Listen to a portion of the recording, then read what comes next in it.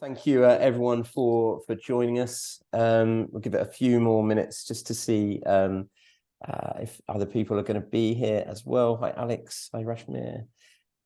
Just before we go, I always like to ask this, just so both I and Faris can keep in mind. But does anyone have any specific thoughts or anything that brought them to this? Alex, I'll pick on you.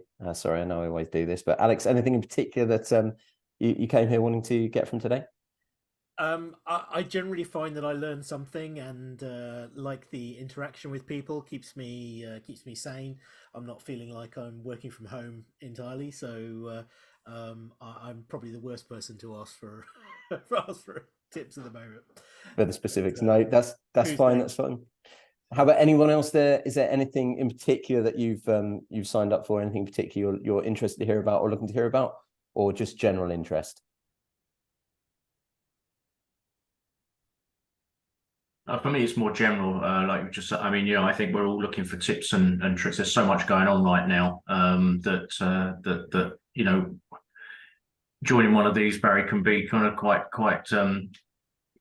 interesting in terms of reflection and how we're currently doing things, because the market's pretty crowded, and there's some interesting challenges right now. So I think between now and up to Christmas, I'm looking at how I position myself in the market, the business, etc. So anything like this is useful. Amazing stuff. Okay, great. Well, Faris is a very interesting guy to learn from. I'll tell you a few stories about him in a minute, and how we came to know each other. Just to give a brief introduction, then I think I know everyone on the call, but if there is anyone there that doesn't know me, my name is Barry Cranford. I'm the founder of RecWorks, a tech recruitment company, and the founder of the FCC, which is the fractional consultant community that we're running this through. So we formed the FCC about a year ago, and we've had about 900 fractionals now sign up, fractionals or aspiring fractionals. And the number one thing that everyone asks when they start is, how do I find clients? How do I build my pipeline? What's everyone else doing? What's the shortcuts and that kind of thing? And so we've run a series of events that really focus around that, because working in fractional is not traditional. It's not like you just go onto a job board and apply for jobs. It's very different, and you have to learn how to approach things differently. So we've spoken to, what tends to happen is I end up meeting or bumping into a really interesting person, or someone with an interesting story. And I think, right, I want to get you in front of a group of people because you've got some information or some advice to share. That's what happened with Faris. And so I'm sure you will all get something out of this. And yeah, we'll see where we go. Start off, Faris, do you want to give just a few minute overview of yourself, your background, and yeah. Sure, and I do recognise some faces, so hello everyone. And as we're an intimate group, lob questions at us.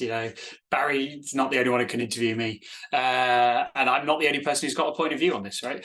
But who am I? I run a little consulting firm called Shiageto Consulting, which I set up 4 years ago, off the back of having spent 12 years as a strategy consultant in the world of McKinsey type area, and being a corporate life, being very used to doing work. Admittedly, I was sort of made partner, so I was out there doing business development, but a different type of business development. Have a big brand behind you, very much different beast to find work and win work.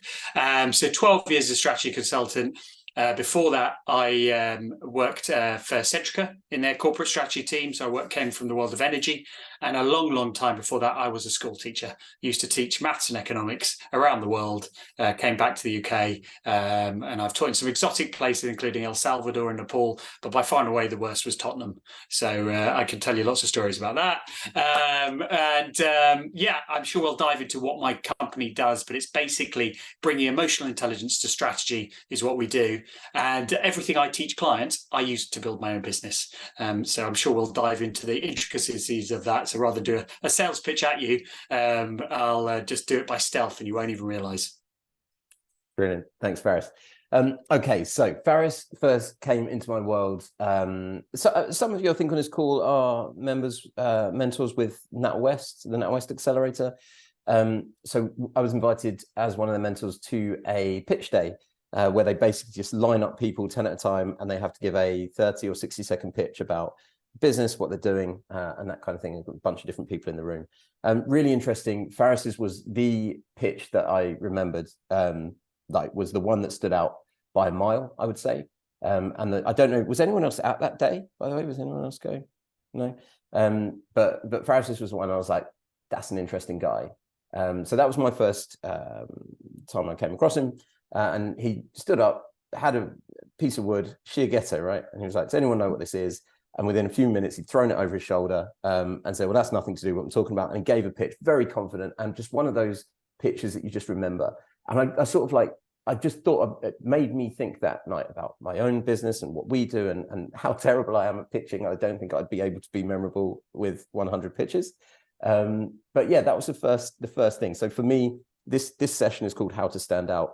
Faris stood out in a room of 100 people doing the same thing. So Faris, can you just talk a little bit about that? Like, was that kind of, I assume you've iterated through trial and error on various pitches to come to that, or what's your thinking around that pitch, and can you talk a bit about it? Yeah, I've iterated a bit and certainly have developed. And actually, so what I brought along was, as Barry said, Shiageto is the Japanese word for a sharpening stone. Right, I named my company after a sharpening stone because we sharpen other companies. Right, that's the metaphor, that's the analogy. And so I brought along a Shiageto. And I said to everyone, do you know what this is? No, well, you use it to sharpen knives. Don't worry, I'm not selling a Shiageto. I'm not selling knives. And I threw it over my shoulder, right? Because I wanted to make a dramatic entry. Because as Barry said, if you step back, I was taught long ago, be memorable, right? Most people forget 70% of information within 24 hours. That's a hell of a lot of things. And I was sitting in that room and I was bored. And I was like, shit, if I'm bored, everyone else is bored, right? So always look to your own emotions to get a sense of the crowd. Now, I'm a professional facilitator. I am constantly scanning the room for how many people are on phones, how many people are looking at their clocks, what are the emotions happening in the room? So I knew I was bored. B, I knew people were firing loads of facts out. So I was like, it's not about the best fact. It's about something that will literally thud in people's brains. And it wasn't just at this event. I sort of cottoned onto that idea a while ago because these pitch events are all the same, and LinkedIn's the same. Everyone's making a noise. How can you make a bigger noise or swim against the tide? So I used a physical prop, used humor, and that's what I was always taught to stand out. So yeah, Barry, I've finessed that over the years. I've broken a few of those Shiagetos now, actually, because not every floor is carpeted, as I've discovered. And if you throw a stone over your shoulder and it hits a concrete floor, it will smash. Yeah, it was, and that was exactly it. Was just hold it up. Does anyone know what this is? And everyone, like exactly that, looks up from the phone, and to be like, what is this thing? And it was amazing that as you said, thud in people's brains. I quite like that as a way of doing it. So building on that, then, like, what have you what advice would you give for fractionals on that kind of thing? How can you thud in people's brains in a world? And maybe we're too soon to be diving into this kind of thing, and we can go into some specifics later. But do you have any kind of? Yeah, I think the way I step back and look at it is I've just rewriting my marketing pack this week, actually, and at the core is this statement, which is human beings are lazy, selfish, and easily distracted, right? And it's a bit tongue in cheek, but it is true, right? And so you are fighting those three factors in a crowded world, right? So what do I mean by that? Lazy is if they have to click on something or if they have to do any activity to find out information about you, assume they're not going to do it, right? Selfish, if it doesn't include something to do with them, they're not interested, right? You can post, you can write about what an amazing person you are, some amazing people. You'll get some nice things, but not as much as if they see themselves in the post. And I can tell you loads of great stories about it. I once created a video for my best friend's wedding. I was best man. And I went and spent 6 months filming all his friends and family, asking them questions about him, and then spliced it together into a 5-minute video. Do you know what reaction I got at the wedding? I got, that was a great video. But lots of people came up and said, why wasn't I in it? You interviewed me. Why did you cut me out? And I was like, it wasn't your wedding day. It's not about you. But everyone was like, where was I? Yeah, I gave you 10 minutes of my time. Why did I not make the video? That's when I realized, like, wow, they're here to. People are naturally selfish. They don't realize it. Yeah, it's a bit tongue in cheek. And then the last one, easily distracted. Yeah, if there's something shiny, they'll go, oh, look over there. So you're fighting against the easily distracted. So, that is the kind of ethos that I channel into all my work. And I'm not just talking about my marketing. That is, I work with senior leaders to get them to embrace their strategies. Most senior leaders only sort of pay token respect to their strategies. They're not actively going, woo, I love this, because they've got so many other distractions, right? So I need to interrupt them. I need to get their attention. So I am constantly thinking of new ways to get thuds and new ways to do that. So that is just how my brain is wired, because I need it for my work. Just so happens I also need it for my marketing as well. Very interesting. Very interesting. I think one thing that really came through for me on that day, not just with Faris, but with everything, I literally left thinking my pitch is terrible, because there were a lot of good pitches there. And what really stood out is, like, I run a business, I've pitched time and time and time again. I only ever think about my pitch. I never think about it in relation to all the other pitches. And that's what, like, again, why we've called this How to Stand Out, because it was only sitting there and watching person after person after person pitch. And then you think, well, hang on, that's the same as me. I get LinkedIn request after LinkedIn request after LinkedIn request. Like, it's very important to not just see what you're doing, but see what you're doing in relation to everyone else that's also doing it, hence standing out. And it was almost a bit like of a moment of realization for me. So that was a kind of a big thing that I wanted to bring there. Faris, one quick thing before I move on to the next point I wanted to think. Confidence. I could not stand up on a thing in the front of a room of people and throw something over my shoulder. I just couldn't do it, right? So can you make these thuds in a room, in a pitch room, without that kind of, it's a sense of showmanship I think you brought there. Can you do it without that? Yeah, you can bring showmanship in different ways, right? You don't need to throw a physical item. You know, you can throw an amazing fact, right? I could have stood up there and said, you know, how many of you are left-handed? Did you know that polar bears are left-handed, right? Something that just thuds and goes, wow, all right, okay. I never knew that fact. I never knew. You've just somehow given me something funny, interesting, again, something for me, right?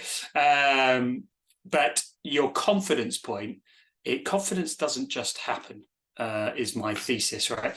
Anyone here on the call heard of the comedian or a fan of the comedian Chris Rock?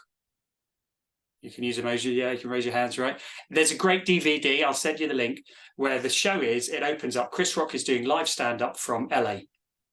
10 minutes later, the screen splits in half. He's doing the same stand-up from LA and New York, exactly in sync. 10 minutes later, it cuts in half. LA, New York, London, all exactly in sync. 10 minutes later, they add Tokyo, right? You get this concept. Every 10 minutes they split.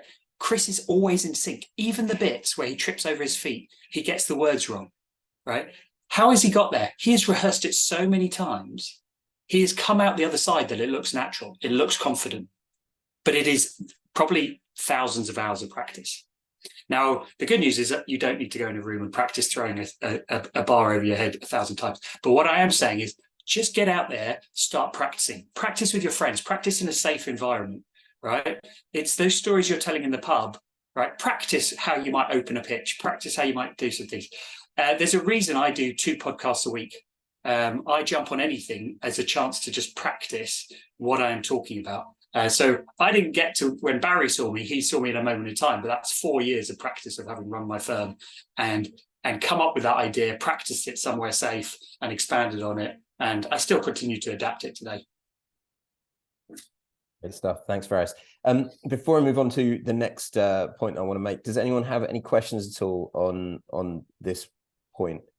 Feel free to unmute, shout out loud, add a question on the chat, or do anything. And Chelsea, hi Chelsea. So you joined a little bit after. Sorry, I didn't ask you until late.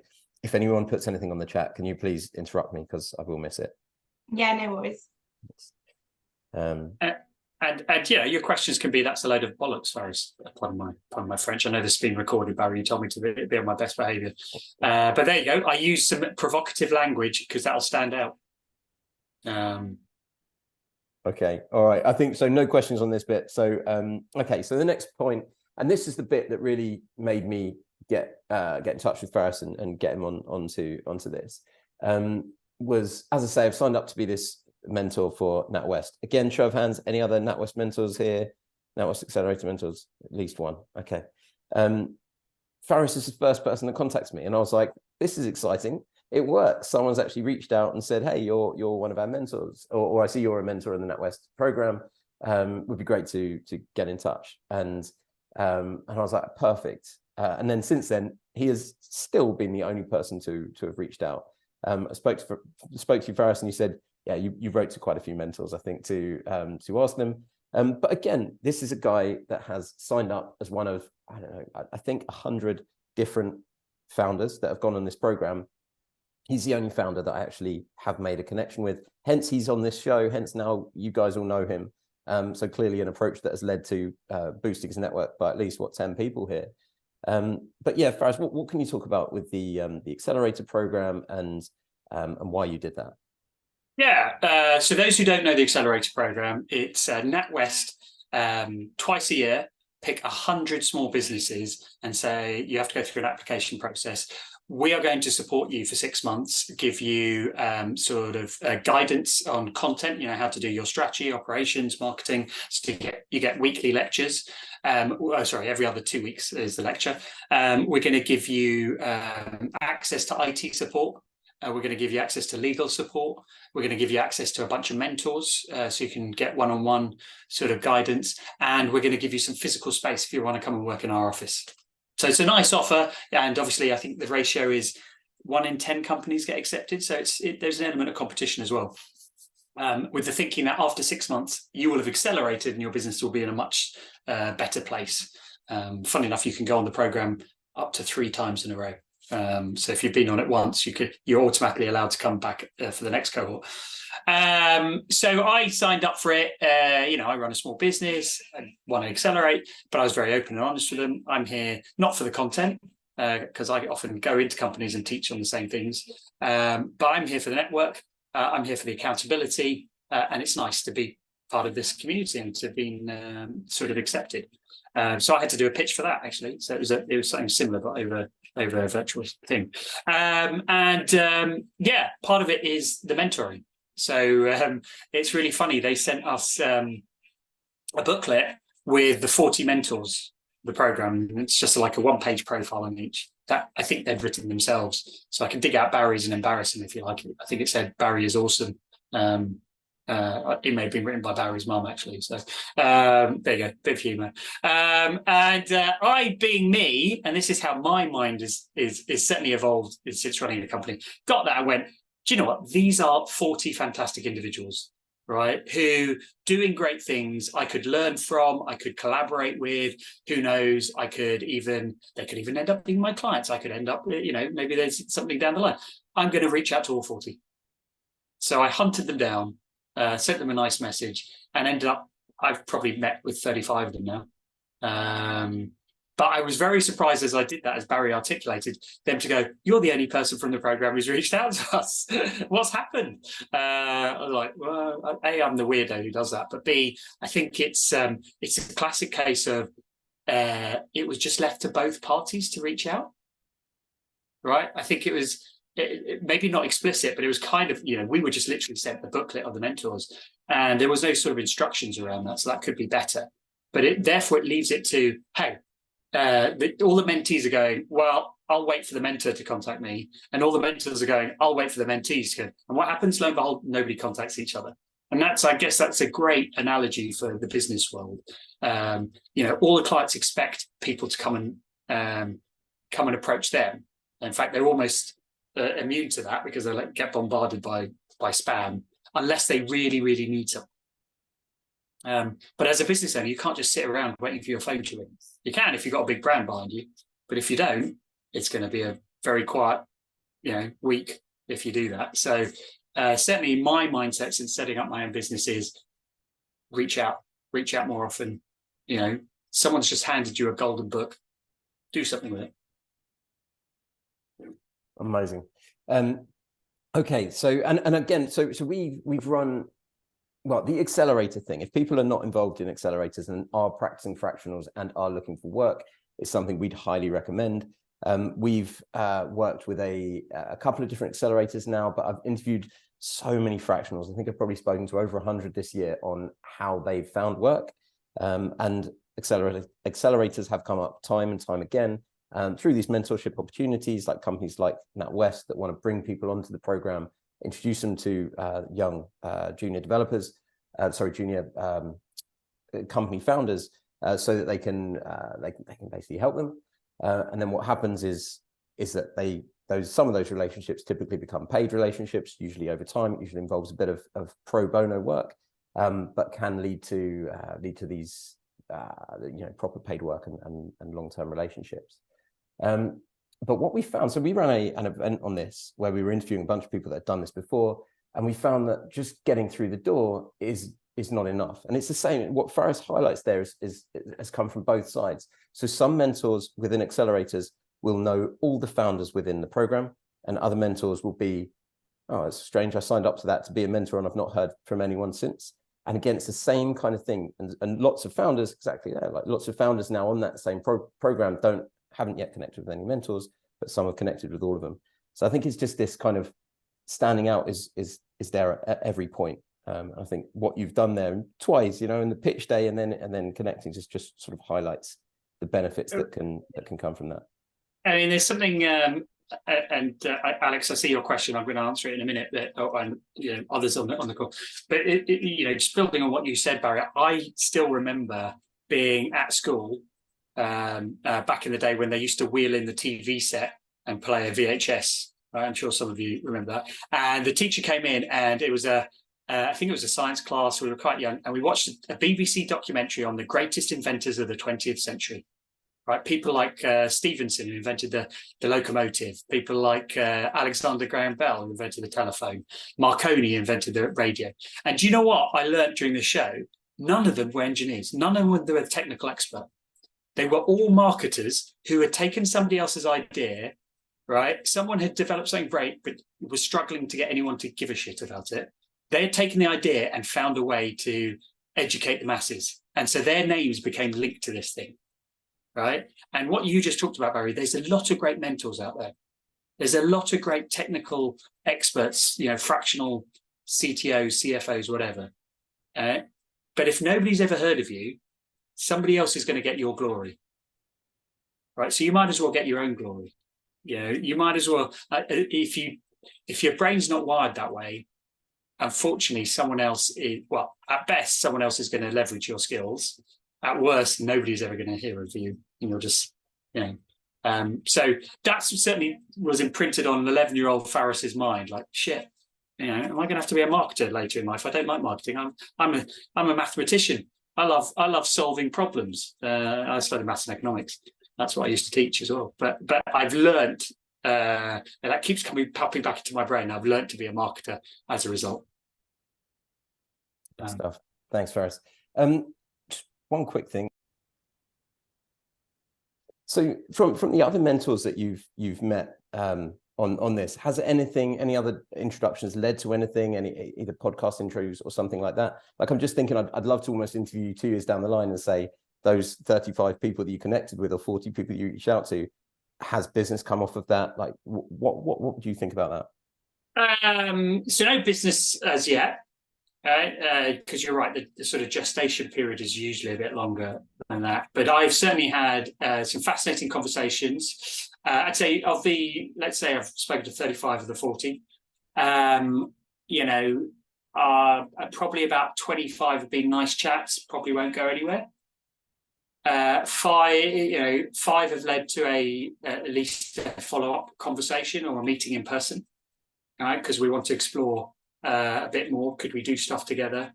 And 5 have done that as well, but also they have opened up their network to me, or vice versa, because there's something came across as a good connection, and they said, "Oh, I think you should meet this person." All right. Now, if you were to interview me in 2 years, I would hope from those sort of 5 golden, or the strongest relationships, at least one good thing has come out of it, right? And what do I mean by good thing? It could be a piece of work, but also I'm looking for people to join my team, right? So it could be that I could find someone who's going to be a great fit to help me deliver work, or it could be a great connection or a lifelong friend or someone to support me along the way, right? So I consider all those things as equally great outputs. Amazing. Okay, I think, and again, for anyone that is fractional, that is looking for work, one thing that was once said by a guy called Matt Batchelor, who's a very successful fractional CTO in London, and he's learned through lots of mistakes how to maintain a portfolio of clients. And one thing he refers to as furious networking, and the importance of constantly networking, constantly building that network. We've built our entire business off of networks and off of meeting people that have then become clients. It usually doesn't come immediately, but years down the line. And it's something, again, from interviewing fractionals, comes up over and over again. So yeah, I really want to, I'm going to put a note to hit you up in 2 years. And hit me up in 2 years. Well, just to give an example of that, right? When I first set up my company 4 years ago, I did the classic thing. I'm very analytical. So I worked out the top 30 people to sort of hit hard, knock on their door hard to get work from, because I did all this analysis. I did this actual spreadsheet. I could show it to people sometimes, which was like, how well I know them. So I rated it 1 to 10, how senior they are, how much money they might have, blah, blah, blah. And I found the top 30 people from all my contacts. And I was like, keep phoning them, keep messaging them. Do you know what? My first 5 projects, none of them came from them. My very first project came from a guy who I had met 12 years before. I had trained him for a day. He'd come on a training program that I'd run. He saw on LinkedIn that I started a company. He reached out to me and said, I'm not sure if you remember me, but 12 years ago, you trained me and you gave me a piece of advice that changed my career. Right? I'm now senior and I want to repay the debt. And I want to bring you in and teach my juniors what you taught me 12 years ago. Right, so there you go, 12-year gestation period to get a piece of work. He's now still a client, right? He brought me in, we went and met for coffee. He said, do you remember what you said to me? I said, not being funny, I don't remember what I said yesterday, let alone 12 years ago. And he told me, he said, we were doing a role play where I had to sack someone in the role play because it was a difficult conversations.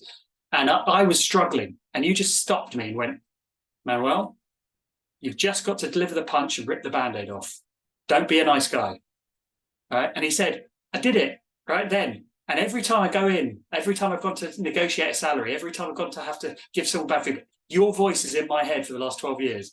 And I just want to thank you for that, right? So you never know the impact you have on someone. It's great if they come back 12 years later. And I can tell you loads of stories like that. A lot of my clients, it was that memorable moment, that thud you created with them, that whatever it was, that sticks with them for a very long time. And if you're really lucky, they track you down and give you work. Amazing. The best one other than that I heard recently from a fractional CTO that's got now an ongoing client came from somebody he interviewed with and failed at the interview but followed up afterwards, and now he's like getting silly amounts of money working on an ongoing basis, just from a failed job interview. So everything is an opportunity to do this, right? To build these relationships and to build these networks. Okay, nice. Okay, so we talked about a few things in the synopsis, and this is around your insights on the importance of IQ, EQ, and FQ in success. Can you talk about those? I'll talk about these, and maybe I will link it to Alex's question as he's been patiently waiting. So what does my company do? I said I briefly talked about it before. It's about strategic effectiveness. So it's not about coming up with strategies. It's about getting clients to buy into the strategies, get excited about strategies, get teams aligned and working better together.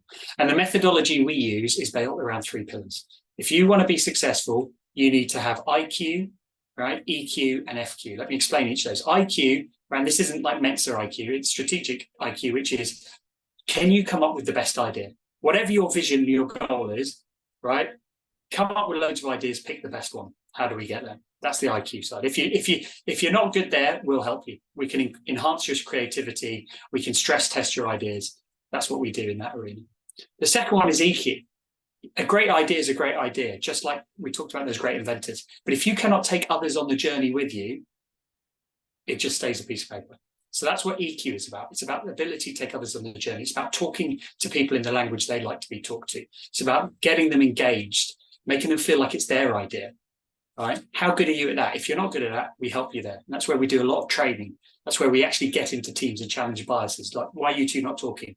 Why are the extroverts dominating this meeting? Why, things that just pull back great ideas and great strategies and great teams. And then the final pillar is FQ, focus quotient. You can have a great idea, you can have everyone on the bus, on the journey with you, but if you're not focused enough, you're not going to achieve your strategy, your goal. Right? And a lot of that comes from being prioritizing. Sorry, too many companies don't prioritize enough. Right? They put too many barriers in the way of their teams. So that's the way we help. And so yeah, we go in, help prioritize. We find ways to remove those barriers for the company. Now, hopefully that makes sense. I'll just check in with everyone, see some thumbs, some nods. Now, why am I linking this to Alex's question? So Alex's question, in case you haven't read in the chat, is any tips on focusing your marketing offering to what customers want to pay for instead of offering all the things that you're good at? Now, this is where I look at the EQ pillar, right? Classic sales is I go into a meeting, I get a meeting with Barry, we sit down and I tell him all the things I'm great at. Right? Oh, Barry, I can help you with this. I can help you with the EQ, IQ, FQ, Barry. Right?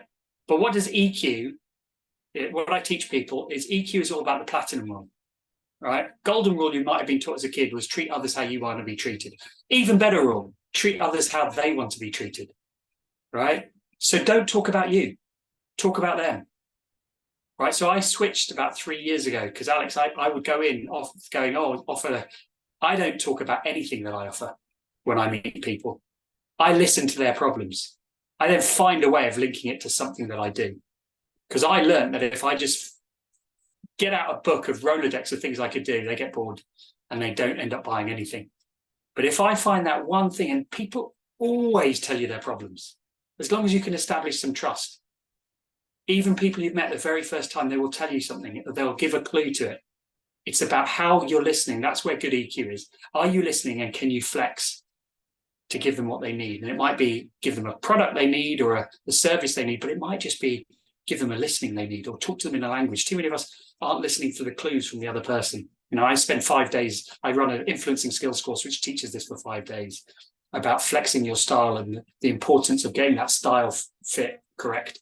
So that's my advice. And we make a mistake. I'm rewriting my marketing pack at the moment.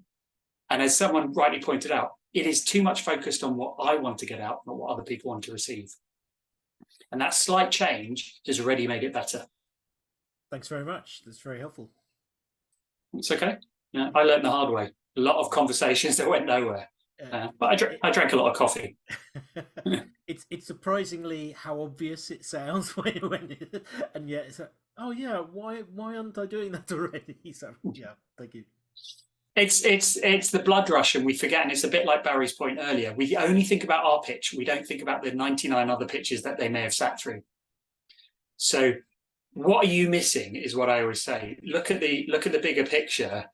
And what Barry talked about is the spotlight effect. If you've never heard of the spotlight effect, it's where I call it the haircut effect. It's like, when you haven't had a haircut in ages, and you go, oh shit, everyone can see my hair's looking really long, looking really scruffy. Do you know what most people are thinking about? Not your hair. Right? They are thinking about what they're going to have for lunch. They're thinking about the argument they had with their wife or their kids crying at them. But in your head, you're like, oh my God, everyone must be looking at my hair. It's the same with the pitch. Oh my God, everyone must be looking at my pitch. No, everyone's like, oh my God, I'm bored. Right? Or everyone's really interested in my product. No, they're not. They're whatever's top of their mind is top of their mind. So get it from them and then build from that. Building slightly on Alex's question there. Yeah. How do you, you don't talk about what you offer, you find a way to link it to what people are, the problems that people are facing. But obviously you have, let's say, 3 different things that you offer, 3 different types of approach that you can bring. How do you do that before you start speaking to people? How do you take that and put that into a kind of, like you say, you're building your marketing pack. So I imagine you've thought about this a lot recently yourself, but yeah, we get this question a lot, like, should I niche? How do I niche? Or how can I niche when I offer so many different things? How do you handle that kind of challenge? So 2 things spring to mind on that. One is, so I've made my marketing pack more about the problems people have rather than the solutions I offer. It's more asking questions. I always say a great thing instantly to do with EQ is instead of talking at people, the first thing you do is ask them a question. Right? And think about this, it just changes how you have a conversation. Or let's say you had a presentation, I had a pack of slides. I could talk to you through slide one, or my first thing could be like, what do you think of slide one? You know, the title might say, the future of AI. And instead of me draining the slide, I'd say, what do people on this call think about the future of AI? Right, so just that turning around, ask more questions, phrase things at the person rather than telling them what you can do. So my pack nowadays is much more about the problems. Hey, have you ever experienced this? Do you know this? Do you know? And to get people nodding, go, yeah, I see it in my way. All right. And then there's one page on offerings, right? But there's 14 pages on questions, and you're trying to evoke oh, yeah, that does irritate me. Yeah, that is a problem. So that's the number one thing. And the second thing that that sprung into my mind about niching is I've got a good friend, Pamela, who set up a coaching business. And Pamela came from the energy world where I worked. That's where I knew her. And she had hit a glass ceiling in her energy company, and she had left and become a coach.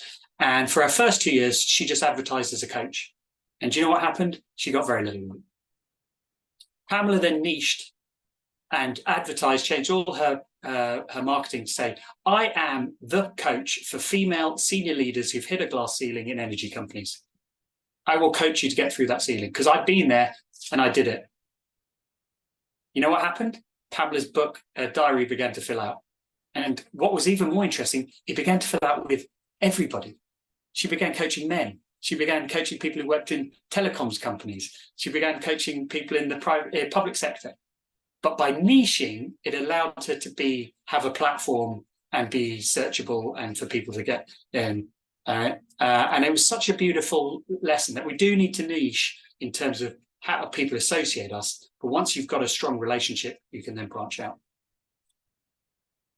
Great stuff. It's brilliant.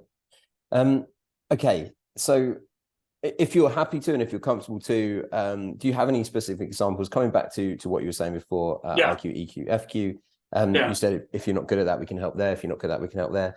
Would be great to hear some specific clients, some specific case studies. Sometimes I went into this company that had this problem. Obviously, don't have to name names, but a particular problem or how you resolved it, what kind of impact that made. Yeah, I'm happy to tell war stories from my work, but about how I build my business. Please lob any questions. But just to bring to life the kind of work that I do. Recently, one of our clients is a consumer products company. Now, what was going on is they have a warehousing problem. So they make too much stock of certain products, and therefore have to pay to build new warehouses to put this excess stock, and it's costing them a lot, and they wanted to bring those costs down. And so they were fascinated, why are we overproducing product? Surely we can get this right. And what was really interesting is they invested in new IT. They were like, oh, clearly we've got our forecasting wrong. We need to build better models. So they got a new IT system in, new piece of software. Didn't fix the problem. They were like, oh, okay, maybe it's our processes. We need to fix what's happening in the process flow from order to production. They upgraded those, got in one of the big Accentures, and that didn't fix the problem. And then they were introduced to me and my company, and we said, hey, we went in and observed, and we said, do you know, the reason you've got this problem is because of a faulty conversation. Right? What was happening was there was one team who were in charge of modeling how many of each product needed to be made each month. So let's say shampoo. And they'd go, we need to make 100 this month, because based on historical forecasts, we always sell 100 this month. Okay. They then had to go and present that number to the sales team. What happened when they presented it to the sales team? The salesperson would go, 100? I can sell 1,000. I'm that good a salesperson. Let's make 1,000. And because the salesperson was an extrovert and a dominant person, what would happen? They'd end up agreeing to make 1,000. But they only ever really needed 100. Right. So I was like, there's a breakdown in conversation. Let me fix that conversation. We can eliminate the problem. So me and the team at Shiageto, we worked with that forecasting team, who were very technical, very analytical, but not extroverts. And we coached them. We trained them in how to have a better conversation with someone who has a different style to them. It's that EQ point. All right. 3 months later, having worked that, what happens? They go into a room, they talk in the same language as the salespeople. They flex to what the salesperson needs, and they get the number down to 150. blows away a massive stock problem, saves the company tens of millions of pounds, right, by fixing a conversation. That's an EQ solution, as we talk about it in our world. So that kind of brings to life the kind of work we do. But that's awesome. That's an interesting story. Got to challenge you for one more, just to kind of, as you say, bring life to it. Is a really nice way of putting it, but that really, I think, really helps understand. So a common one is prioritization. I talked about in FKey, prioritization. Someone's asked, does these apply for data strategies? Of course, yeah, it's all the same, right? There is not a company that I've worked with, and I've worked with over 100 companies in the strategy space, that isn't doing too much. Right? I walk in and I say, how many strategic projects are you doing or initiatives? And they'll go 100, 150. I just go, I say that back to yourself. 150, you can't have 150 strategically important things. That's just bonkers. Right? And they often know that. That's not the problem. It's not that they don't know there's too much, but they find it hard to let go. This is where FQ and EQ are linked. So I will do an activity that I do with a lot of senior teams. I'll say, okay, give me your 150 projects. I will then turn them into Pokemon pop trumps using their own data, right? So I'm not making up numbers. Have we all played, people on this call played top trumps before as a kid? Yeah, you know, you get the two cards, you compare the numbers, the one that has the highest number wins. So I will turn their projects into cards with little Pokemon faces and stuff, laminate them, and we'll spend 2 hours playing Pokemon in the boardroom. What happens? Certain cards keep losing all the time because they're terrible cards. Their data points are terrible. And eventually someone will go, this is a terrible card. Yeah, I keep losing because of it. I'm like, okay, we'll get rid of it. Right? We play for 2 hours, we can get rid of over 100 cards. What we're doing is reframing the emotional attachment to those cards. It's just a card game at that point. They can see it. Because many of those projects, like the CFO invented, so he's not willing to give up. When he's playing Pokemon, he's losing with that card. He's like, I'll give it up. So we can always get people down from 150 to usually about 30 by playing this game. All right, that's an FQ solution with a little bit of EQ thrown in. That's how we look at things. And we're constantly coming up with stuff like this to help people be more prioritized, have higher EQ, have better IQ. Really interesting. I could see the corners of Chelsea's mouth smiling when you were talking about doing too many things, prioritization and focus and that kind of thing, I'm sure, because we're certainly guilty of that. I blame everyone else. It's not my fault. I've got a question here from Alex. Question 2 from me. IQ, EQ and FQ sounds great. Does it work for data strategies? Alex, do you want to... Faris tried to answer it very quickly. He just said that data strategies were the same as almost any other strategy. So I'm happy to accept. You're happy? Yeah. Happy. Yeah. Yeah. I mean, just a little bit more from me. Gone are the days where I'm the content expert. You know, I came from the energy world. I knew everything about oil and gas. I can talk to you about the flex electricity systems in the UK. Yeah. I now work with Amazon, I work with Anglo American, I work with Heineken. I don't know nearly anything, you know, to the level of depth, but I'm not there to be the content expert. You know, my IQ help is, have you got, you know, the first thing I'll say in the IQ arena is, have you got, okay, do you know what you want to achieve? If not, we're gonna stay here and work out your objective. Right? What is the problem we're solving? And it's got to be crystal so everyone understands it. Right. So, and I can hold their feet over that, because if I don't understand it as a non-technical expert, that's the acid test. And then I'm like, okay, great, we're really clear. You want to reduce costs or whatever you tell me, right? What are all your options to get there? And they'll usually fire out 3 or 4 options. I said, that's not all your options.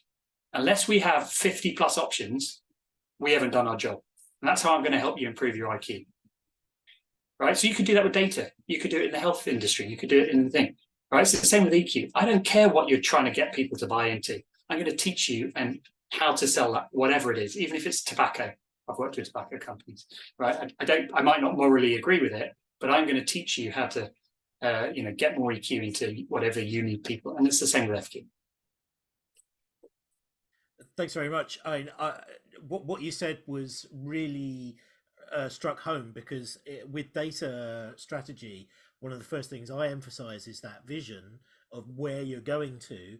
And I keep finding that projects have failed because they don't really know where they're going. They don't have the vision. They just thought, oh, we should do this. It's a good idea. And they didn't know what they were aiming at. That's That's the human beings get easily distracted. Oh, we should do this. And I often quote the great Albert Einstein, if any of you have never heard this quote before, where he once said, if I only had an hour to save the world, I'd spend 59 minutes working out what the problem is, because then it's easy. And he said, far too many people spend 59 minutes just doing stuff, which is probably the plot of any rock film ever. But it is a really valid point. Take the time to work out what the hell you want to solve, and then it's really easy. Cool. Thanks again. Right, thanks, Faris. If anyone's got any questions, again, I know I've said this, but please put them in the chat, let Chelsea know, or just unmute and ask out loud. There's one other part, Faris, I'd like to talk about again before we do any Q&A. But LinkedIn is the epitome of everyone's there. Very difficult to stand out. Any thoughts on that for loads. Hands up if you like LinkedIn. Oh, I'm the only one. Okay, good.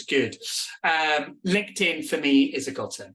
It is where I do most of my business development, and it's also but it's not just that. It's a community. It's a place to sharpen my thoughts. So I am actually the saddo who looks forward to posting on LinkedIn. I recently got told by a LinkedIn expert that I post too much. I was like, shut up. I'm going to keep posting 2 or 3 times a day sometimes. Now, what do I mean by this is I bet you for many of us, we see, we look at LinkedIn as whatever, but let's start with business development.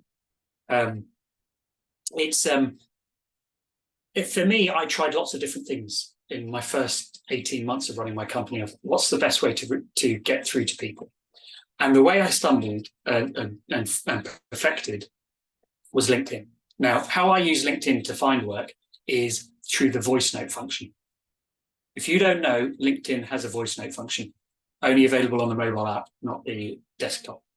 So every day I follow the same routine. Over my first cup of coffee, I send 30 voice notes to people I already know.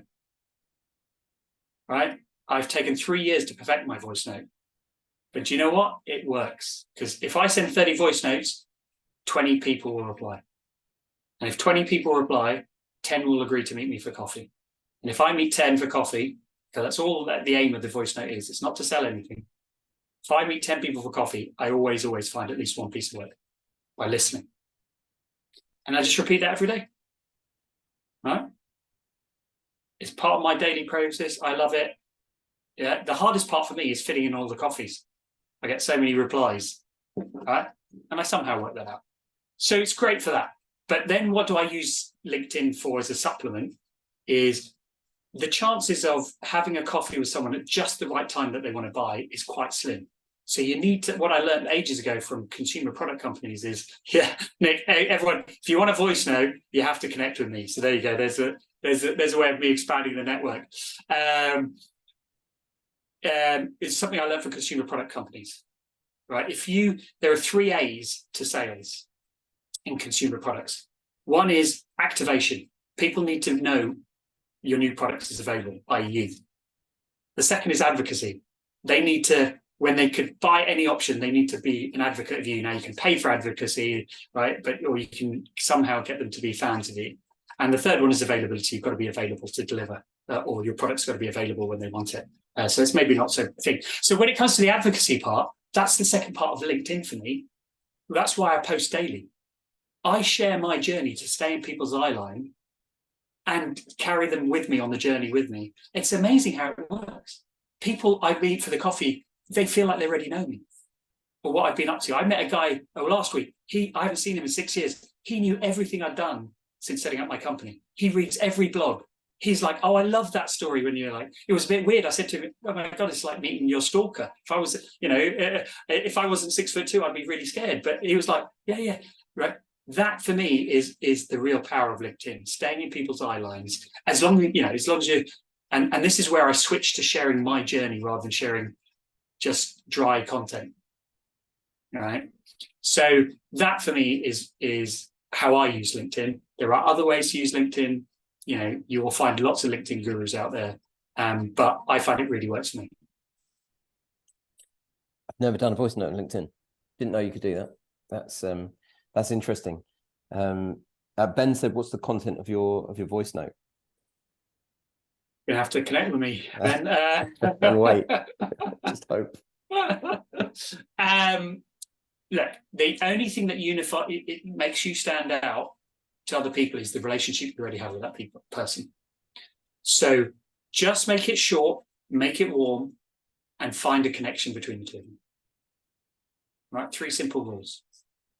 Bro, we're all going to be waiting now, aren't we? Tomorrow, we're going to get a voice note. I've had one. I received a voice note. So what did you think? Give us the feedback, Chelsea. What was it like?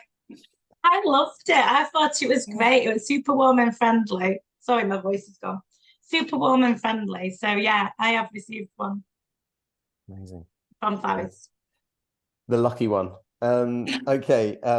Rashmir had a question. Would love to hear how you came up with your 3 pillars equation. So the 3 pillars equation was me sitting back and reflecting on my 12 years of strategy consulting. Why did 90% of the strategy projects we do go nowhere? And it was easy to identify the IQ bit. I didn't talk about it IQ at the time. I was just like, it was the wrong strategy is where I started. It was like, that was just a load of tosh. No wonder it didn't go anywhere. Then the second one was easy to identify, which was actually, it was a great idea, but we just didn't sell it well enough. We spent far too long. It's amazing as a consultant, you spend far too long creating the slides rather than rehearsing how you're going to talk about the slides. And that is far more powerful. And we're so stupid. Why would we stay up till 2 a.m. every night fixing typos instead of going, hang on a minute, what if they ask us this question? Or what if they close down this, right? So that's the second bit came easy. I still hadn't called it EQ.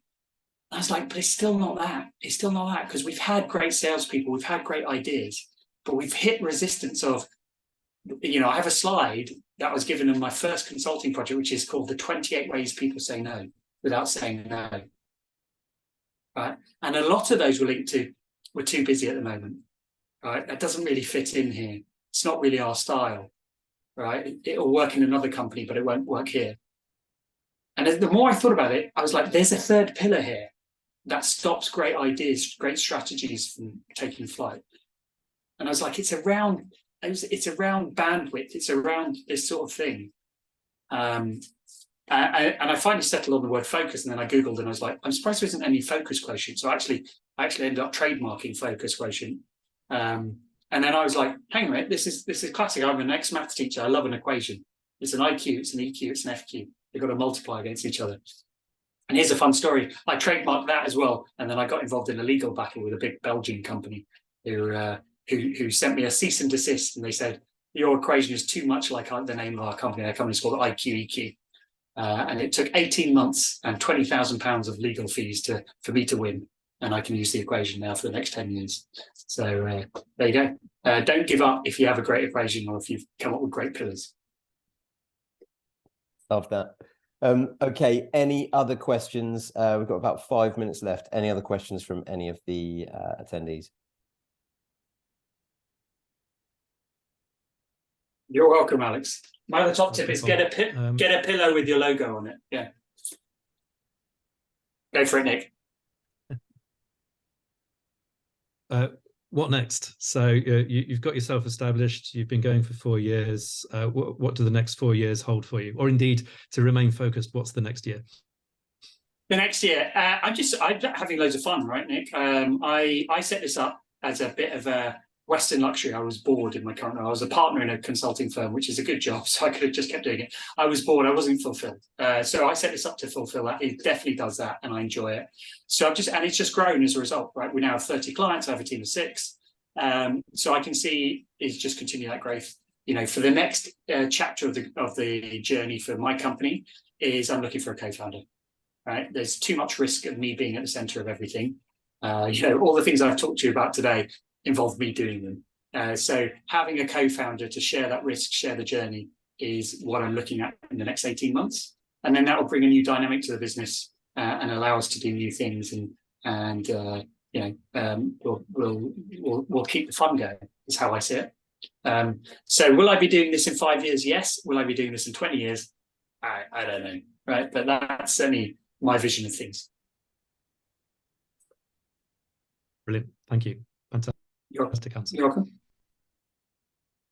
One final question from me, talking about standing out. What's the one book that you've read? You've talked about a couple of books. What's the one book that you've read that stands out to you, Faris, that you'd recommend others? So a lot of where my thinking comes from, it's not an easy read necessarily, but I love it, is the Daniel Kahneman Thinking Fast, Thinking Slow. If you've not read it, it's about how the brain works. And that's a lot of, actually, if you break down my pillars and the thud that I talked about, it comes from that book. That human beings operate in what's called system one thinking for 90% of our lives. We make easy decisions. We don't want to have to think. We very rarely engage system two unless we have to, unless something thuds in front of us and we go, actually, I have to think about this now. So can you create more thuds to get more people thinking? That's why I love that book, because that's what I do basically. Fair enough. Thinking fast, thinking slow.